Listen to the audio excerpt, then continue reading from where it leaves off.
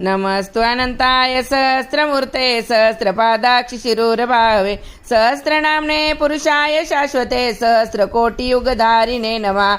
नमः कमलनाभाय नमस्ते जलशायिने नमस्ते केशवानंत वासुदेव नमस्तुते। वासनाद वासुदेवस्य वासितं भुवनत्रयं सर्वभूतनिवासोऽसि वासुदेव नमस्तुते।